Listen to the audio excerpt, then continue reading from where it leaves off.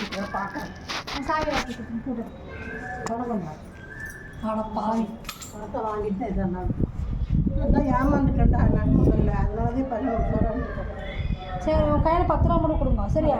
எங்கே கொடுக்குறக்கு? வெறும் 10 ரூபா நோட்டு இருக்குல்ல? 10 ரூபாயே இல்லை. 10 ரூபா கொடுக்காம என்ன செய்ய முடியும்? ஒரு ரூபா கொடுங்க.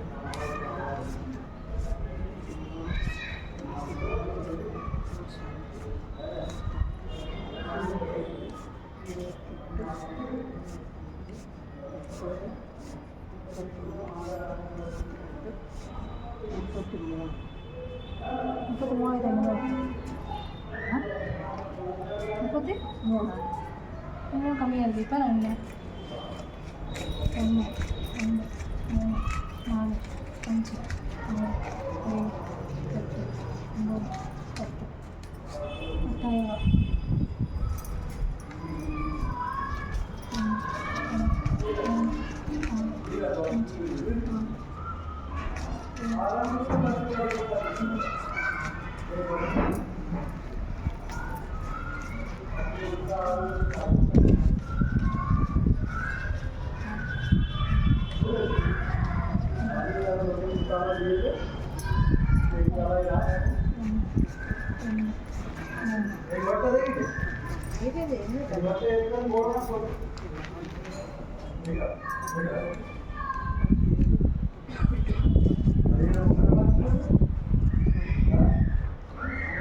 மொத்தம் வந்து 39,000 கொடுத்துருக்கேன்.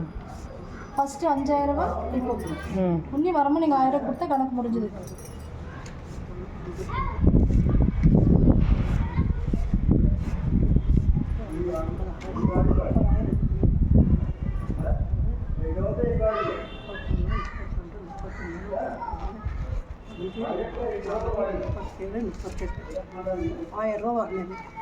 மொத்தம் வந்து ஃபஸ்ட்டு ஒரு 5,000, செகண்ட் இப்போ வந்து 34,000 கொடுத்துருக்கு. இன்னும் 1000 ரூபா கொடுத்தா 40,000.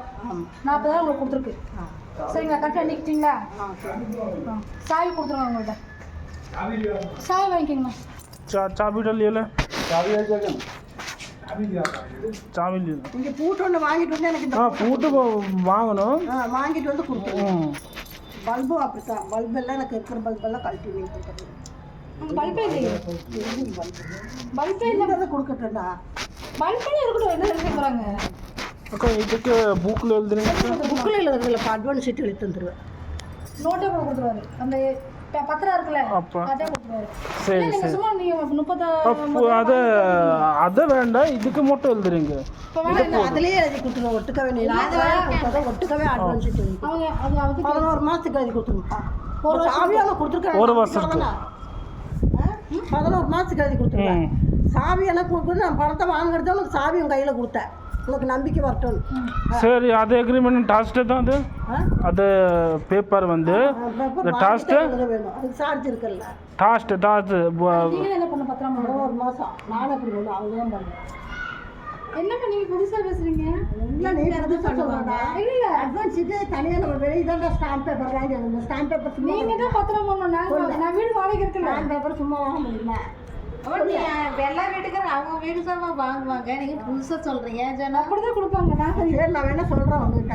அவங்க பத்திரம் போட்டு 40,000 வாங்கியிருக்கீங்கன்னு சொல்லிட்டு எழுதி கொடுத்துருவாங்க. 11 மாதத்துக்கு 1 வருஷத்துக்கு. சரி அது புரிஞ்சு மட்டும் ஒரு பேப்பரில் மட்டும் எழுதுறீங்க.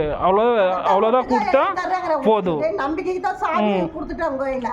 சரி புரிஞ்சு. சாவி கொடுத்துட்டோம்ல. நீங்கள் பணம் கொடுத்துட்டு தான் சாவி. சரி மட்டும் சும்மா மட்டும் எக்ரிமெண்ட் தான். அவ்வளோதான். பத்திரம் கொடுத்துருவாருல. அதுக்கு வாங்க அது அதுதான் பெஸ்ட்டு. சரி பெஸ்ட்டு. அதுதான் பெஸ்ட்டு. அது சரி தேங்க்யூ. டாஸ்டே வர ஈவினிங் நான் 1000 ரூபா தரேன் கையில்.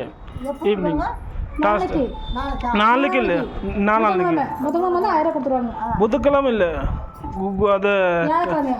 வேறக்கிழமை தான் வேறக்கிழமை ஈவினிங் அப்புறம் பேரெல்லாம் சொல்ல வேணும். பேர்ல தெரியுமா உங்களுக்கு? தமிழ் எழுதிக்கிட்டா அவங்க பேர் பேர் ராக்கிபுல் ராக்கி. ராக்கி அவங்க பேப்பர் கொடுத்துருக்கு. அவங்க பேர் அவங்க அப்பாவோட பேர். ஹாய் திறந்து கொடுத்தா திறந்து எடுத்துரு. உனக்கு எழுதுரு.